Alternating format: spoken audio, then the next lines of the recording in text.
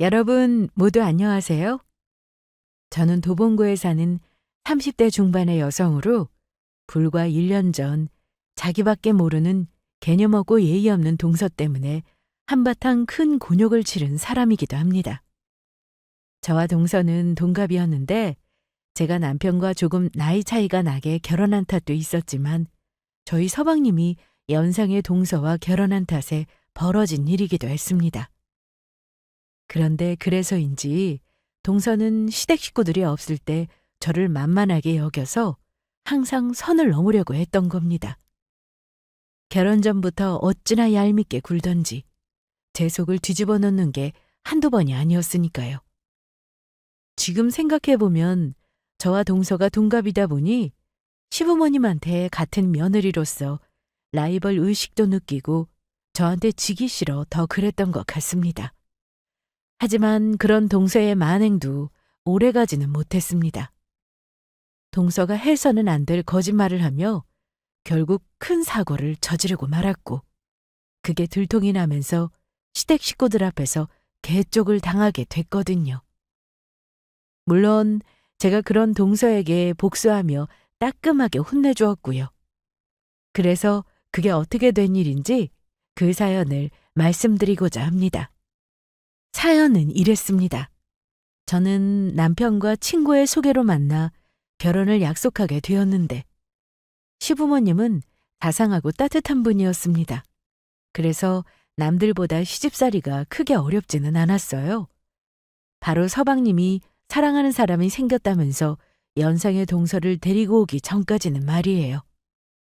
그날은 동서가 서방님과 함께 시댁으로 인사를 오기로 한 날이라 시어머니와 함께 저는 정성껏 요리를 준비했습니다.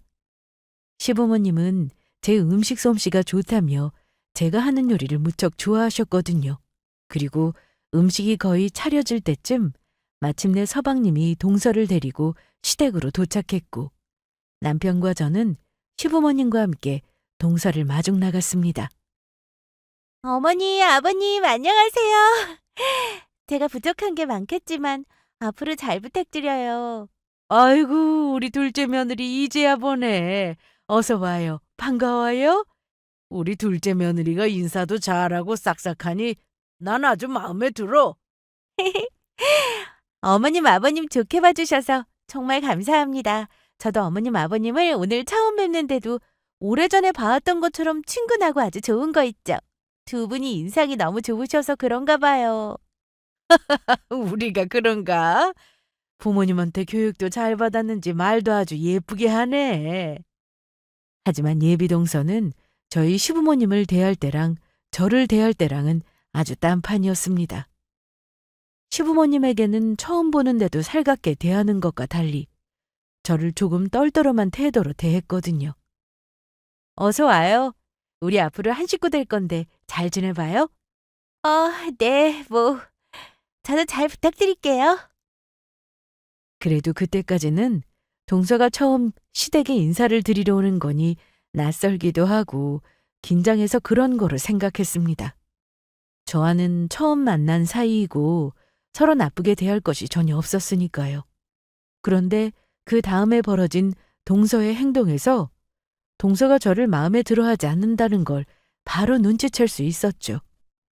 그렇게 행동하는데 눈치를 안 채래야 안 챌 수 없었습니다.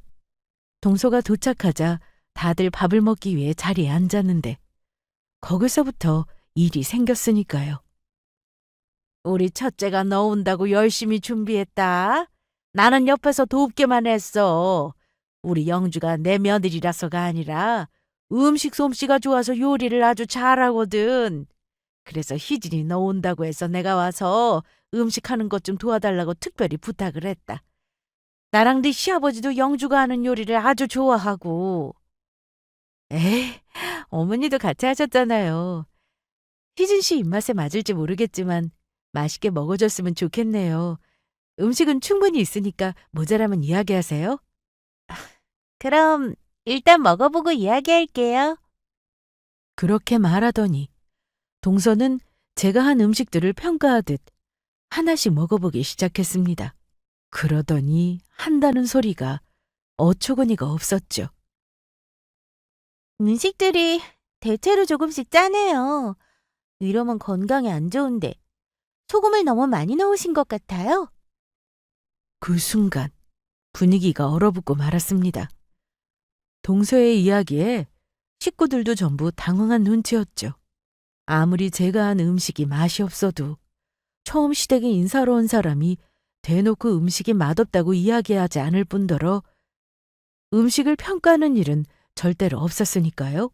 누가 봐도 예의 없는 행동이었죠. 그러자 당황한 시어머니가 말씀하시더라고요. 음식이 짜다고? 내 입맛에는 간간하니 딱 좋은데 휘진이 네가 생각보다 입맛이 까다로운가 보구나. 그러게 말이야. 나도 우리 첫째 며느리가 해준 음식이 제일 맛있는데 이상하네. 영주가 음식하느라고 고생했다. 고맙다. 아, 네, 아버님. 그러나 동서의 맹랑한 행동은 계속되었습니다. 내가 하면 더 잘할 수 있을 것 같긴 한데 그래도 어머님 아버님이 그렇게 말씀하시니 저도 입맛에 맞지는 않지만 형님이 한 정성도 있고 일단은 먹어볼게요. 형님, 잘 먹을게요. 네, 그래요. 맛있게 먹어요. 그때 저는 딱 한 가지 생각이 들었습니다. 동서와는 절대로 친하게 지낼 수 없을 것 같다는 생각이요. 그리고 앞으로 동서와 같이 지내는 시댁 생활이 그리 순탄치만은 않을 것 같다는 예감이었습니다. 게다가 어차피 동서가 저희 서방님과 결혼하면 한 식구가 될 사이인데 동서가 왜 저한테 저렇게 날선 반응으로 나오는지 이해가 되지 않았죠. 하지만 저는 서방님의 결혼식이 끝나고 얼마 안 돼 동서가 저에게 그랬던 이유를 알게 되었습니다. 그날은 식구들이 모두 모여 시댁에서 밥을 먹게 되었는데 제가 한 음식이 맛없다는 동서의 말에 그 후부터는 어머니가 동서 오는 날이면 직접 요리를 전부 하시게 되었거든요. 그래서 시어머니가 고생하는 것도 있고 해서 저와 동서가 설거지를 하기로 했는데 동서가 설거지를 하면서 저에게 바로 시비를 걸어왔던 거였죠. 동서, 내가 그릇을 세제에 묻혀줄 테니까 그러면 동서는 옆에서 물러 헹궈줘. 그 일이 더 편할 거야. 솔직히 정도껏 하시죠? 어? 정도껏이라니? 동서 뭐를? 아무리 형님이라고 해도 그렇지. 솔직히 그쪽이랑 저랑 동갑 아니에요? 그러니까 괜히 제 앞에서 손윗 사람인 척 나대지 말라는 이야기예요. 시부모님 앞이라면 모를까. 나 자꾸 가르치려 들면서 어른인 척하지 말라고요. 동서, 도대체 그게 무슨 말이야? 그러면 지금까지 내가 뭐만 하면 틱틱거리면서 시비 걸었던 게 내가 동서랑 동갑인 게 동서를 아랫사람처럼 대하는 것 같아서 그게 마음에 안 들어서 그랬던 거야? 아무리 그래도 그렇지. 나 동서보다 손윗 사람이고 그러면 당연히 어른인 게 맞아. 이렇게 함부로 말하면 안 되는 거지. 어머님이랑 아버님 앞에서는 아무 소리도 못하면서 지금 나 혼자 있다고 막말하는 거냐고. 웃기고 있네. 나보다 생일도 느리면서. 막말로 그렇게 따지면 내가 너보다 언니니? 그리고 네가 나보다 이 집에서 일찍 시집와서 어머님이랑 아버님 널 더 챙기고 이뻐하는 거지. 앞으로는 두 분이 날 더 챙기고 예뻐하게 될걸? 그러니까 내 앞에서 괜히 우쭐하지 말라고. 웬 재수가 없으려니까. 뭐? 재수가 없어? 동서가 언니랑... 내가 손윗 사람이기도 하고 웬만하면 동서가 버릇없이 나와도 참고 넘어가려고 했는데 너 정말 안 되겠구나.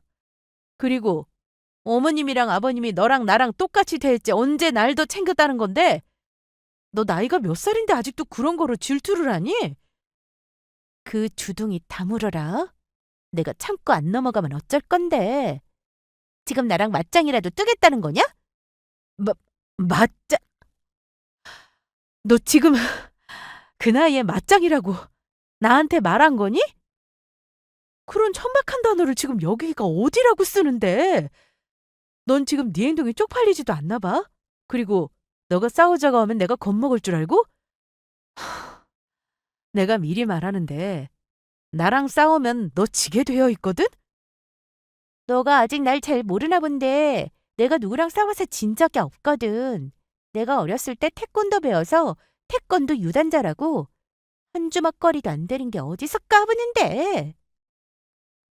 결국 동서는 제가 본인이랑 동갑이라는 이유로 처음부터 그걸 마음에 안 들어 했던 거예요.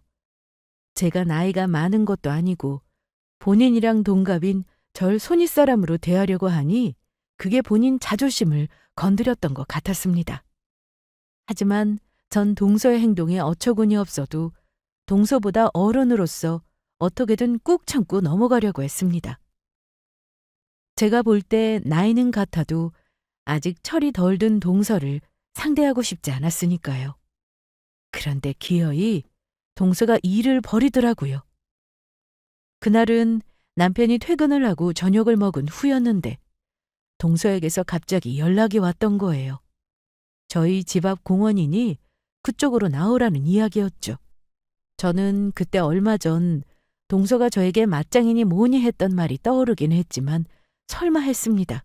그런데 동서가 말한 공원으로 나가니 정말로 동서가 운동복까지 입은 채 저를 기다리고 있던 겁니다.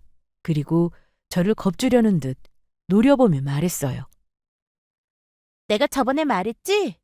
내가 왕년에 태권도 좀 했다고. 그래서 네가 아무리 말해도 말로는 못 알아듣는 것 같아서 내가 직접 몸을 알려주려고. 주제도 안 되는 게 나한테 덤비면 어떻게 되는지.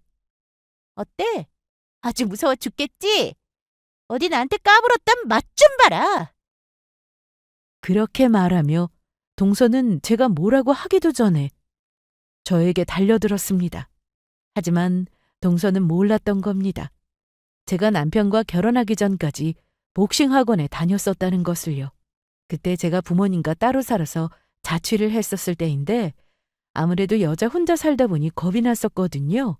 그래서 제 몸도 보호하고 운동도 할 겸 복싱을 배웠었는데 동서는 제 주먹 한 방에 나뒹굴더니 바로 코피를 쏟고 말았습니다.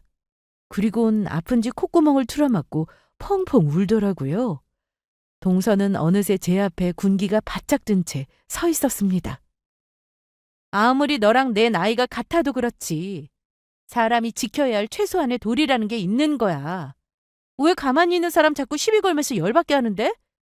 네가 처음부터 나한테 잘 대해주면서 시댁 식구 없을 때만 친구처럼 지내자고 하면 내가 해줬을 거야. 요즘 세상도 많이 변한 것도 사실이고 나도 서방님한테 너 동갑이라는 소리 듣고 괜찮으면 그럴 마음이었으니까. 그런데 앞으로는 국물도 없을 줄 알아. 위아래도 모르고 버르장머리 없이 대하는 너 같은 거한테는 그럴 자격이 없으니까. 앞으로 나한테 꼬박꼬박 형님이라고 부르면서 예의 있게 대해라. 그렇지 않았다가는 내가 가만히 안 있을 테니까. 알겠냐? 네, 알겠습니다, 형님. 앞으로는 절대로 안 까불게요. 하지만 제 앞에서 예의 있게 대하겠다고 약속한 것과 달리 동서의 그 약속은 오래가지 못했습니다. 동서가 결혼하고 얼마 안 돼 임신을 하게 되었는데 임신을 하자마자 아주 기고만장해진 것이었죠. 제 앞에서 다시 깝죽거리면서 제 속을 긁더라고요. 사실 저는 그때 남편과 결혼한 지 4년 정도 되었을 때인데 아무리 노력해도 아이가 생기지 않았거든요. 아이를 간절히 원하던 남편과 저는 그 일로 한동안 마음고생을 했었고 시부모님도 그런 저희 부부를 보면서 걱정이 이만저만이 아니었습니다. 그런데 동서가 그런 제 상처를 일부러 건드리며 약 올렸던 겁니다. 형님, 어쩌면 좋아요? 그렇게 노력하는데도 안 생긴 아기가 저는 이렇게 결혼하고 바로 생겨버렸네요. 그러게 평소 몸 관리를 잘하지 그러셨어요. 형님이 평소에 어떻게 했기에 아이가 안 생기는 거예요? 동서의 말에 제 속은 부글부글 끓었습니다. 하지만 동서가 임신했다고 무척 좋아하시는 시부모님을 보니 임신한 동서를 보며 뭐라 할 수가 없었어요. 그렇게 기다리시던 손주를 동서가 대신 가져주었으니까요. 그러자 동서는 시부모님께 아주 속보이는 소리를 하더라고요. 어머님, 아버님, 저 형님과 다르게 임신했으니까 나중에 재산 물려주실 때 어머니 손주 낳은 목까지 더 챙겨주셔야 해요? 형님네는 아이가 없으니까 제가 아들 낳으면 저희 박씨 집안 대에는 제 자식이 있는 거잖아요? 아시겠죠? 시부모님은 동서의 말에 매우 난감해하는 표정이었습니다. 동서가 임신을 한 상태이니 함부로 말하면 안 된다고 말씀하시기는 했지만 크게 혼내기가 모했던 것이었죠. 그래서인지 시부모님이 미안한지 제 눈치를 보시는데 그게 더 제 마음을 아프게 만들었습니다. 그러나 동서는 본인이 임신했다는 이유로 무슨 임신이 벼슬인 것처럼 기고만장은 더해갔고 마침내 일이 벌어지고 말았습니다. 그때가 추석 명절로 동서와 처음으로 같이 명절을 함께 지낼 때였습니다. 그런데 며칠 전 만났을 때까지만 해도 본인은 입덧이 아닌 먹덧을 한다며 밥도 잘 먹던 동서가 하필 음식을 준비하는 명절 첫날 입덧이 생겼다며 일을 못하겠다고 하는 거였습니다. 음, 죄송해요. 요즘 입덧하는지 음식 냄새만 맡아도 너무 속이 올라와서요. 요즘 뭘 잘 먹질 못하겠어요. 으, 아, 으. 아이고, 애 얼굴 파리해진 것 좀 보소. 우리 뱃속에 손주가 힘들면 안 되지. 둘째야, 가서 좀 쉬어라. 아니에요, 어머니. 그래도 저도 해보는 데까지 해볼게요. 어머니랑 형님이 이렇게 고생하시는데 제가 어떻게 가만히 있어요? 저도 이 집 식구잖아요. 임신한 동서한테 무리한 일을 시킬 마음도 없었고 정 힘들다고 하면 어머니도 저도 동서에게 일을 시킬 마음은 없었습니다. 어차피 시아버지 하며 남편과 서방님까지 음식하는 걸 도와주고 있었거든요. 그래서 동서 행동이 의심스럽긴 했지만 임신이란 게 워낙 증상이 다양해서 일단은 그냥 믿어주자 싶었습니다. 동서가 거짓말한다는 증거도 없었으니까요. 동서 아무래도 안 되겠다. 여기 일은 나랑 어머니가 할 테니까 동서는 신경 쓰지 말고 가서 좀 쉬어. 네, 형님. 그러면 형님만 믿고 가볼게요. 우리 어머니 힘들게 하지 말고 열심히 도와드려야 해요. 괜히 꾀부리지 말고요. 동서는 이제 임신했다고 저보다 손윗사람이 된 것처럼 저를 가르치려 했지만 일단 임신도 했고 그냥 놔두자 싶었어요. 철없는 동서와 다투는 게 별 의미 없어 보였거든요. 게다가 남편이 저 힘들까봐 옆에서 저보다 더 많이 일을 하며 도와주고 있었으니까요. 그러다가 시어머니가 동서가 요즘 잘 먹지 못한다는 말에 걱정이 된다고 혹시 먹을지도 모른다며 저에게 먹을 것 좀 가져다 주라고 했습니다. 그래서 동서가 있는 방에 음식 가져다 주려고 하는데 문 앞에서 이상한 소리가 들려왔던 겁니다. 동서가 친구와 통화를 하는 것으로 보였는데 그 대화 내용이 아주 황당한 것이었죠. 그렇다니까. 내가 입덧한다고 하니까 그게 거짓말인 줄도 모르고 다들 멍청하게 그냥 다 속아 넘어가더라니까. 어머니가 나 임신했다고 여왕님처럼 떠받들어 주시는데 기분이 아주 째지지 뭐야? 어? 그러다가 무서운 형님한테 걸리면 어떻게 하려고 그러냐고? 애도 없는 형님이 입덧을 어떻게 알겠어. 입덧 핑계를 푹 쉬다 갈라고? 형님 그게 내가 임신했다고 하니까 겉으로는 티는 안 내는데 얼마나 부러운 얼굴로 나를 쳐다보든지 아주 쌤통이었다니까. 저렇게 평생 애 안 생기고 부림으로 살았으면 좋겠다. 그래야 오래오래 나 보면서 부러워서 배 아파할 거 아냐. 지가 형님이면 뭐해? 애도 못 낳는데. 내가 이참에 나 그동안 괴롭혔던 거 형님 골탕 좀 먹이면서 제대로 복수 좀 하려고. 두고 봐. 내가 그동안 당했던 거 전부 갚아줄 테니까. 그래서 조금 쉬다가 이따 가족들 밥 먹을 때 속 괜찮다고 하고 밥만 먹고 들어와서 다시 쉬려고. 밥 먹고 다시 입덧하는 척하면 될 것 같아? 이제 나 임신해서 시댁 식구들은 내 손아귀에 있는 거나 마찬가지니까. 앞으로는 내 세상이라 이거야. 아우, 신나. 이 형님을 어떻게 콜려서 열받게 만들지? 어처구니 없는 동서의 말에 저는 분노하고 말았습니다. 아무리 사람이 부족하고 생각이 없어도 그렇지. 입덧도 하지 않으면서 일하기 싫어서 시댁 식구들을 전부 속일 생각을 한 건지 아주 맹랑하게만 했습니다. 더욱이 저야 제가 형님이라도 나이가 동갑이니 그렇다고 치지만 자기보다 나이 많은 시어머니와 시아버지를 일하기 귀찮다는 이유로 두 분을 속였다는 것이 아주 괘씸했거든요. 그래서 이참에 동서가 정신 좀 버쩍 차리게 혼 좀 내주자 싶었습니다. 다시는 시댁 식구들을 속이는 못된 짓을 못하도록 말이에요. 그래서 저는 동서가 전화를 마친 후 얼마 지나지 않아 모르는 척 동서가 있는 방으로 들어갔습니다. 동서, 몸은 어때? 괜찮은 거야? 어머니가 동서 걱정된다고 먹을 것 좀 갖다 주라고 하셔. 형님, 이제 음식을 가지고 오면 어떡해요? 내가 얼마나 배고팠는데. 제 앞에 음식 좀 내려놔 보세요. 음식을 보자 본인이 입덧을 하고 있다고 거짓말했던 것은 잊은 것인지 동서는 그 생각도 못하고 제가 가지고 온 음식을 누가 뺏어 먹는 것도 아닌데 허겁지겁 먹기 시작했습니다. 게다가 자기 친구한테 말한 대로 저를 골탕 먹일 생각인지 평소라면 엄두도 못 내던 명령을 저에게 하기 시작하더라고요. 형님, 저 이걸로 음식 부족하니까 가서 전이랑 잡채 좀 더 가지고 오세요. 그리고 어머니가 만든 수정과도 맛있으니까 그것도 좀 가지고 오고. 뭐해? 빨리빨리 가지고 오지 않고. 그래서 저는 무슨 유튜브 먹방이라도 찍고 있는 것처럼 음식을 정신없이 먹고 있는 동서를 향해 말했죠. 그런데 동서, 정말 이상하다. 아까 분명히 입덧 심해서 음식 냄새만 맡아도 헛구역질 난다고 방에서 들어와 쉬는 거라면서 지금은 엄청 잘 먹네? 동서 혹시 지금 일하기 싫어서 입덧한다고 거짓말한 거 아니야?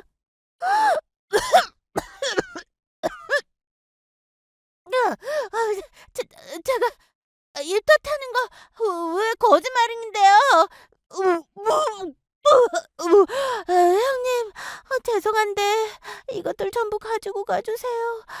제가 입맛이 다시 돌아온 줄 알았는데 음식들 보니까 또다시 막 속이 메스꺼리고 올라오려고 해요. 당장 치워주세요. 조금 전에 전이랑 수정과 가지고 오라고 했던 말도 전부 취소해요. 동서, 정말 지금 입덧하는 거 맞아?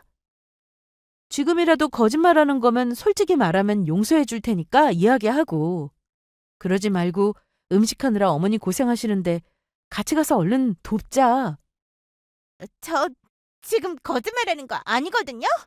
그러니까 저 좀 더 쉬어야 할 것 같으니까 형님 당장 그 음식 들고 나가세요. 얼른 나가시라고요. 그래서 저는 동서가 먹던 음식들이 담긴 쟁반을 들었습니다. 그러자 동서는 제 손에 들린 음식들을 보며 아쉬움 가득 담긴 눈으로 쳐다보더라고요. 그래서 제가 다시 말했어요. 왜, 동서? 혹시 다시 이 음식들 먹고 싶어진 거야? 지금 다시 줄까? 아니요. 괜찮아요. 그래? 그런데 동서, 조금이라도 마음 바뀌면 이야기해줘. 아직 할 음식들도 많고 해서 동서 입덧 괜찮아지면 밥 좀 먹고 어머니랑 나 좀 도와주면 좋잖아. 그러면 난 이만 나가볼게. 잘 쉬어? 네. 하지만 저의 경고에도 동서는 정신을 차리지 못하고 점점 더 저를 도발하기 시작했어요. 동서가 밥을 못 먹겠다고 하니 어머니께서 걱정을 해서 이번에는 과일을 가져다 주게 되었습니다. 그런데 동서 제가 오기만을 기다렸다는 듯이 거기서 아주 버르장머리 없는 행동을 했던 거죠. 동서, 어머니가 동서 아무것도 못 먹어서 걱정된다고 과일 좀 가져다 주래. 네. 제 말에 동서는 제가 가지고 온 과일 접시를 받아들려고 했습니다. 그리곤 본인이 거짓말해서 밥을 못 먹었던 거면서 그게 저 때문이란 생각에 억울했는지 저에게 복수를 하려고 했습니다. 결국 제 화를 키우고 말았던 것이었죠. 형님, 그런데 형님이랑 아주버니가 쓰는 방 저희 방보다 조금 넓지 않아요? 그렇지. 그런데 그건 왜? 그러면 그 방 저희 방이랑 좀 바꿔주세요. 제가 입덧이 심해서 그런데 여기 방이 좁아서 그런지 가슴도 답답하고 입덧이 더 심해지려고 해서 그래요. 그리고 솔직히 임신도 안 한 형님보다 임신해서 몸 불편한 제가 더 좋은 곳에서 쉬는 게 맞는 거 아닌가요? 전 뱃속에 아기가 있는 중요한 몸인데 형님은 그렇지도 않잖아요. 제 말 무슨 뜻인지 알겠죠? 입덧한다는 것도 거짓말이면서 저보다 작은 방에 있다는 것이 억울했던 동서가 본인이 임신했다는 이유로 말도 안 되는 이유를 들면서 저에게 방을 바꿔달라고 나왔던 겁니다.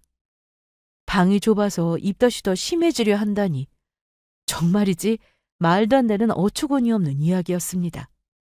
그래서 저도 이야기했죠. 동서, 그 정도로 입덧이 심했던 거야? 알겠어. 동서가 정 원한다면 방 바꿔줄게. 형님, 그게 정말이에요? 정말로 형님 방이랑 저희 방이랑 바꿔줄 거예요? 아싸, 신난다! 어? 그런데 원래 그 방 내가 시집 오면서 시댁 오면 썼던 방이고 어머니가 쓰라고 했던 거라 어머니한테 허락을 받아야 할 것 같아. 어머니만 괜찮다고 하면 방 바꿔줄게. 어머니도 당연히 좋다고 하죠. 솔직히 임신도 안 한 형님보다 임신한 제가 어머니한테는 더 소중하고 중요하지 않겠어요? 그리고 전 지금 입덧까지 하고 있잖아요? 그래, 알겠어. 동서는 신이 났는지 제가 준 과일 접시를 냉큼 받아서 먹으려고 했습니다. 하지만 전 동서에게 과일 접시를 주지 않았어요. 그러자 동서가 당황한 눈으로 저를 쳐다보더라고요. 그래서 제가 걱정스러운 표정으로 이야기했습니다. 그런데 동서, 방이 좁아서 입덧이 심해질 정도면 이 과일도 못 먹겠네. 그 정도로 입덧이 심한 사람이 어떻게 이런 과일을 먹을 수 있겠어?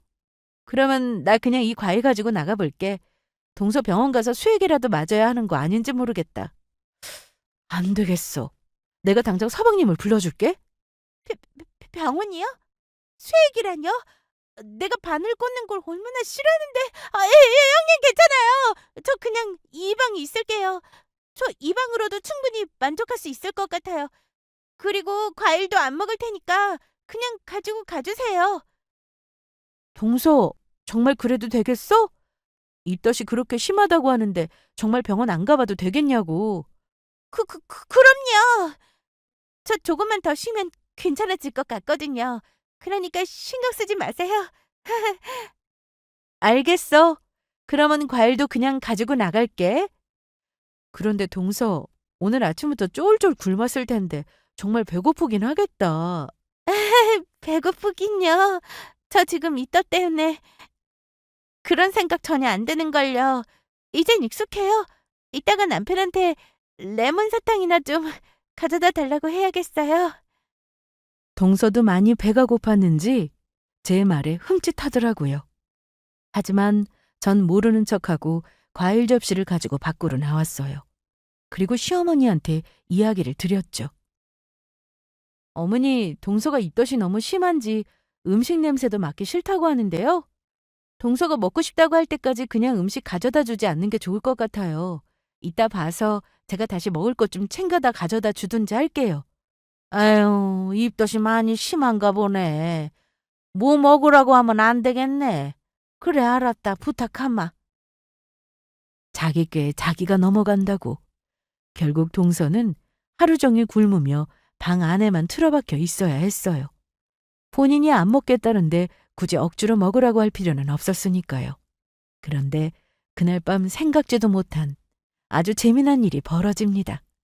제가 자다가 화장실에 가기 위해 방 밖으로 나갔는데 주방에서 무언가 심상치 않은 달그락거리는 소리가 들렸던 겁니다. 집안에는 불이 전부 꺼져 있는 상태였고 가족들도 전부 잠든 상태라 저는 제가 잠시 잘못 들은 건가 했어요. 그런데 순간 또다시 주방에서 무언가 달그락거리는 소리가 들려왔던 겁니다. 그래서 전 도둑이 들었나 싶어 놀란 마음에 방에 들 수 있는 무기를 찾다가 화장실에 있던 뚜러뻥을 들고 나왔습니다. 그리고 조심스레 주방으로 살금살금 걸어갔어요. 그리고 달그락거리던 사람이 누구인지 알자마자 깜짝 놀라고 말았죠.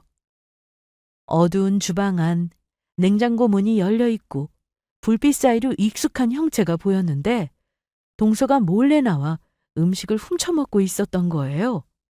나물들로 양푼에 밥까지 비벼서 전이며 불고기며 잡채며 아주 개걸스럽게 먹고 있었죠.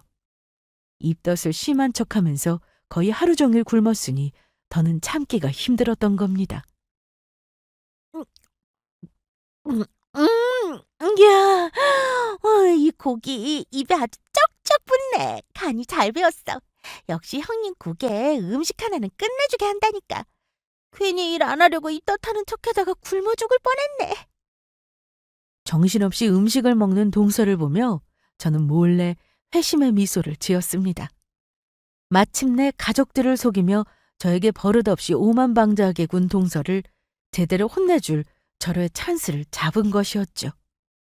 물론 동서가 거짓말하고 있다는 걸 알고 있으니 기회를 봐서 식구들에게 밝힐 생각이었지만 동서의 그 모습을 딱 보니 더 좋은 생각이 났던 거예요. 입덧을 한다던 동서가 음식을 먹는 모습을 식구들에게 직접 보여주며 거짓말을 들통나게 만들 작정이었습니다. 그래서 저는 그때를 놓치지 않고 아주 큰 목소리로 말했습니다. 세상에 이게 뭐야? 도둑이야, 도둑! 집에 도둑이 들었어! 제 비명에 밥을 먹고 있던 동서는 깜짝 놀라고 말았고 시부모님이며 저희 남편 서방님까지 깨어 바로 거실로 달려왔습니다. 뭐, 도둑? 빨리 경찰 불러! 게다가 시어머니는 도둑이라는 말에 제 손에 들린 뚫어뻥을 빼서 냉장고 앞에서 밥을 먹고 있는 동서에게 달려가 마구 패기 시작했습니다. 동서는 밥을 먹다 말고 변기나 뚫는 지저분한 뚫어뻥으로 시어머니에게 맞기 시작했죠. 이놈의 도둑 새끼! 감히 여기가 어디라고 와! 어디 나한테 죽어봐라, 이 도둑놈! 밥을 먹다가 벼랑간 맞기 시작한 동서는 당황해서 큰 소리로 말했습니다. 저 도둑 아니에요, 어머니! 저 둘째 며느리예요! 어머니, 그만 때리시라고요! 저 어머니 며느리라고요! 뭐? 우리 둘째? 그제야 시어머니는 동서 때리는 걸 멈추었고 주방불이 켜지게 되었습니다. 그러자 주방 안은 동서가 꺼낸 음식들로 난장판이었습니다. 그 모습에 당황한 시어머니가 물었죠. 세상에, 이게 지금 뭐 하는 거냐? 왜 음식들은 다 꺼내놓고? 너 둘째 분명히 요즘 입덧 때문에 음식 입에 안 들어간다고 하지 않았어? 아이고, 오늘 해놨던 불고기도 그 많은 걸 혼자 다 먹어버렸네. 너 둘째, 혹시 그러면 지금까지 우리한테 거짓말한 거냐? 지금 우리 집 와서 일하기 싫어서 입덧 심한 척 연기했던 거냐고? 그 말에 동서는 자기가 거짓말한 게 들통날까 당황해서 어쩔 줄 몰라 하다가 재빠르게 답했습니다. 어머니, 저 그게 아니라, 그러니까 그게 제가 입덧이 심하긴 한데 그렇게 밥만 되면 입맛이 돌고 먹고 싶은 게 많아져서 그래요. 절대로 일하기 싫어서 거짓말한 게 아니라고요. 그 말에 서방님이 뭔가 동서랑 눈빛을 주고받더니 동서 곁으로 가 부축을 하면서 동서 편을 들더니 갑자기 버럭 화는 내기 시작했습니다. 이제 다들 그만해. 우리 집사람이 입덧해서 그런 거라고 하는데 왜 다들 거짓말쟁이로 몰아가는 거야? 임신부한테 너무하는 거 아니냐고. 우리 집사람 임신 5개월이면 한참 조심해야 할 때인데 이렇게 스트레스 줄 거야? 우리 집사람 마음 열어서 그런 거짓말할 사람 아니란 거 전부 알잖아. 여보, 난 괜찮아. 그냥 앞으로는 입덧하고 힘들어도 꼭 참고 그냥 식구들 하는 음식 도와줄게. 어떻게든 나만 참으면 되는 거잖아. 아직도 입덧하려고 하네. 당신 정말 괜찮은 거야? 이 뜻이 이렇게 심한데 어떻게 일을 도와? 그때 딱 봐도 각이 나왔습니다. 서방님은 동서와 같이 사는 사람이니 동서가 입덧 때문에 음식을 못하겠다고 했던 것이 거짓말인 걸 알면서도 몰래 눈 감아주고 있던 겁니다. 그러다가 들키게 될 위기가 생겼으니 괜히 가족들에게 화를 내며 동서 편을 들었던 거죠. 하지만 마음 약한 어머니는 그런 서방님과 동서 말을 듣고서는 믿어주려 하셨습니다. 바로 동서에게 사과하려고 하셨으니까요. 그런 거냐? 내가 너무 심했나? 둘째야, 미안하다. 그러게 배고프면 불이라도 켜고 먹지 그랬어. 거짓말한 것도 없으면서 몰래 숨어서 도둑고양이처럼 음식을 먹으니 일하기 싫어서 그런 거로 내가 오해한 거 아니냐.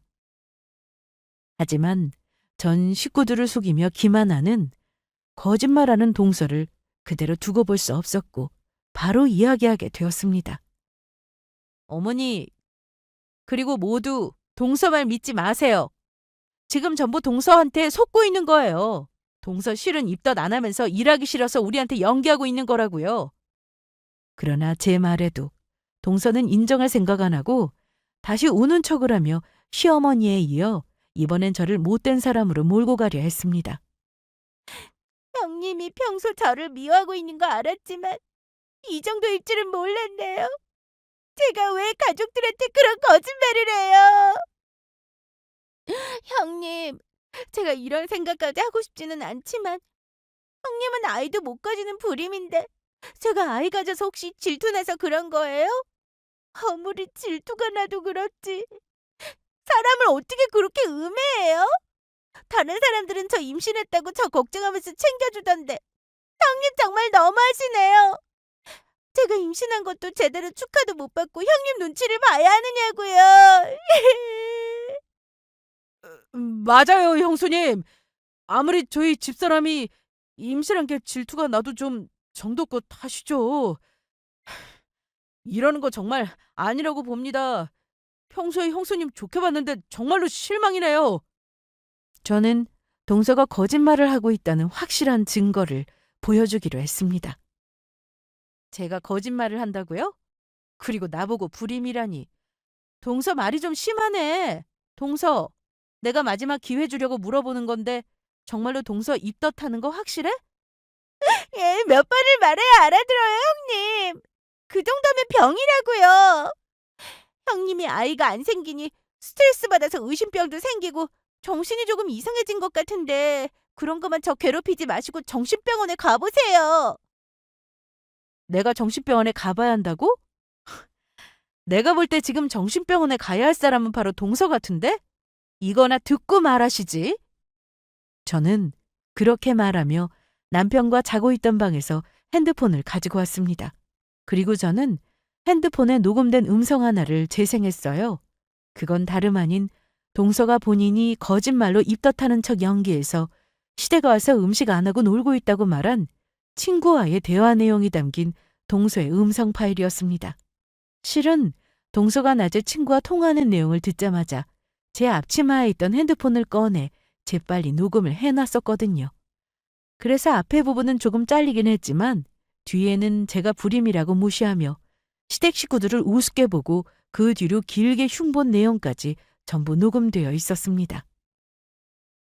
제가 녹음한 음성을 듣자 동서는 몹시 당황하며 식은땀을 흘리기 시작했고 옆에 서방님도 몹시 난감한 눈치였습니다. 게다가 모든 내용을 들은 시부모님이며 저희 남편까지 전부 화나고 말았습니다. 더욱이 시부모님은 동서에게 큰 배신감을 느끼는 것 같았습니다. 희진이 너 이게 뭐하는 짓이냐? 나는 너 내 며느리 내 가족이라 생각해서 그동안 조금 버릇없이 굴고 잘못해도 너그럽게 봐주면서 신경 써줬는데 이제 보니 넌 그런 우리 가족들 전부 우습게 보고 있었구나. 그렇게 일하기 싫었으면 하기 싫다고 진작 말하지 그랬냐? 내가 싫다는 사람 억지로 시키는 사람도 아니고 어차피 네가 힘들다고 하면 그냥 쉬라고 했을 거다. 그런데 감히 이렇게 대놓고 내 앞에서 음흉한 짓거리를 하고 있었어? 넌 지금 임신이 무슨 대단한 벼슬인 줄 아는 거냐? 그리고 네 형님이 아이 안 생겨서 마음고생하는 거 알고 있으면서 어떻게 네 친구한테 그딴 식으로 말할 수 있냐? 평생 애 안 생기고 불임으로 살았으면 좋겠다고? 사람이 얼마나 못되고 악랄하면 그런 식으로 말하냐고. 어디 집에 며느리가 들어와도 저런 못된 것이 들어와서 이렇게 집안에 분란이나 만들고, 내가 없을 때 첫째를 얼마나 무시하고 버르장머리 없이 굴었을지 안 봐도 뻔하구나. 어머니, 죄송해요. 솔직히 일하기 싫은 것도 있었지만 제가 무리하면 뱃속에 있는 저희 아이 힘들어할까 봐 그랬어요. 전혀 다른 뜻은 없었다고요. 지금 녹음한 거 우리가 전부 들었는데 이게 어디서 거짓말이야? 이 못되고 버르장머리 없는 나쁜 것 같으니라고. 그러자 더는 안 되겠는지 난감한 표정으로 지켜보고 있던 서방님이 재빨리 나섰습니다. 엄마, 그래도 우리 집사람은 임신했잖아. 그러면 좀 봐줘야 하는 거 아니야? 그러게 처음부터 우리 집사람한테 임신했으니 일하지 말라고 먼저 엄마가 이야기해줬으면 이런 일도 없었잖아. 임신도 안 하고 건강한 형수님도 있고 형이다 아빠랑 엄마도 있는데 굳이 임신해서 힘든 우리 집사람 시켜야 하느냐고. 솔직히 형이랑 형수님은 아직 아이가 없어서 뭘 모르나 본데요. 저는 저희 임신한 집사람 항상 조심스럽거든요. 입덧을 하든 안 하든 항상 걱정된다고요. 이러다가 우리 뱃속에 있는 아기 잘못되면 가족들이 전부 책임질 거냐고. 그때였어요. 지금까지 잠자코 모든 걸 보고 있던 저희 남편이 결국 화를 참지 못해 폭발해버리고 말았죠. 지금 너무한 게 누군데 그래? 내가 웬만하면 이런 말까지 안 하려고 했는데 재수 씨만 임신한 줄 알아? 네 형수도 지금 임신 5개월째야. 혹시 예전처럼 임신해놓고 아이 잘못되면 부모님 실망하실까 봐 집사람인 당분간은 엄마랑 아빠한테 말하지 말자고 해서 그동안 비밀로 하고 있었던 거라고. 그래서 이제는 의사 선생님이 걱정하지 않아도 된다고, 아이도 건강하고 임신 안정기라고 하는데도 난 우리 집사람 무리하게 일할까 봐 걱정돼서 이번엔 부모님한테 임신한 거 말하자고 했는데도 집사람이 그러면 엄마 혼자 음식 준비하는데 힘들 거라면서 명절 끝나고 이야기하자고 해서 말 안 하고 있었다고? 그런데 니들은 뭐 하는 거야? 우리 집사람 보면서 임신한 재수씨 힘든 건 알겠는데 그래도 가족이면 조금이라도 도울 수 있는 거잖아. 엄마가 재수씨 임신했다는데 무리해서 일 시킬 사람도 아니고 아무리 철이 안 들어도 그렇지. 그 정도 나이 먹었으면 나이 먹은 만큼 성숙하게 행동해야 하는 거 아니야? 막말로 지금 재수씨만 임신했냐고? 우리 집사람도 임신했어. 아들, 그게 무슨 소리야? 우리 첫째가 임신이라니. 그러면 지금 우리 첫째 며느리가 아기를 가졌다는 그 소리냐? 엄마. 집사람이 혹시 또 중간에 안 좋은 일 생길까 봐 좀 나중에 엄마 아빠한테 이야기하자고 해서 그동안 말씀 안 드리고 비밀로 하고 있었던 거야. 숨겨서 미안해. 아이고 영주야, 정말 잘했다. 정말 고생했어. 우리야 상관없지만 너희들 아이 안 생겨서 얼마나 걱정했는데. 이제야 마음이 놓인다. 우리 영주가 아이 가졌다고 하니 내가 지금 아주 기분이 좋아서 하늘로 날아갈 것 같다. 우리 첫째 며느리가 손주도 임신하고 이거 완전 우리 집 경사다 경사. 영주야, 진짜 고생 많았다. 실은 그랬습니다. 제가 임신한 후 아이가 한번 잘못된 적이 있어서 마음고생이 심했거든요. 저뿐만 아니라 시부모님께서도 속상해 하시면서 걱정을 아주 많이 하셨어요. 그래서 이번에 임신이 되었을 때도 시어머니랑 시아버지께 선뜻 말씀드리기가 겁났던 겁니다. 혹여 중간에라도 잘못되면 또다시 두 분께서 실망하실까봐 걱정이 되었던 거죠. 그래서 어느 정도 안정기에 접어들 때까지는 남편에게 시부모님께 비밀로 하자고 했고요. 다행히 이번에는 뱃속의 아기가 튼튼하게 잘 자라주었고 저번과 다르게 의사 선생님이 이번에는 아이도 건강하게 잘 크고 있고 이젠 걱정하지 않아도 될 거라는 말에 안심하고 시부모님께 명절이 끝나면 말씀드리려고 했습니다. 그런데 동서일로 제가 임신했다는 사실을 시댁 식구들에게 전부 밝히게 된 것입니다.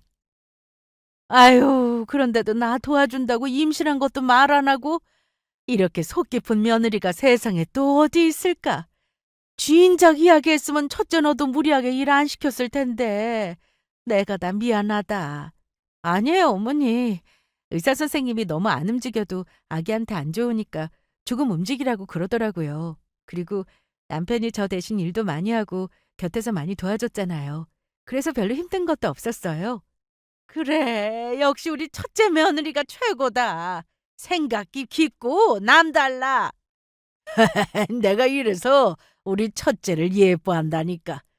아무리 그래도 우리 영주 무리하면 안 되니까 나머지 명절 음식은 아들놈들 시키자고. 우리가 다 하면 되잖아. 그럼 그럴까? 그제야 눈치를 보던 동서가 시부모님 이야기에 끼어들었습니다. 어머니, 저도 옆에서 조금이라도 도울게요. 저도 돕고 싶어요. 둘째 너는 됐다. 음식하기 싫어서 있던 연기하는 사람 나 억지로 시키고 싶지 않아. 네가 우리 식구들을 어떻게 생각하는지도 잘 알았고 네 명령기 아주 잘 봤다. 그리고 앞으로는 귀찮으면 명절이며 우리 생일이며 찾아오지 않아도 되니까 억지로 올 필요 없다.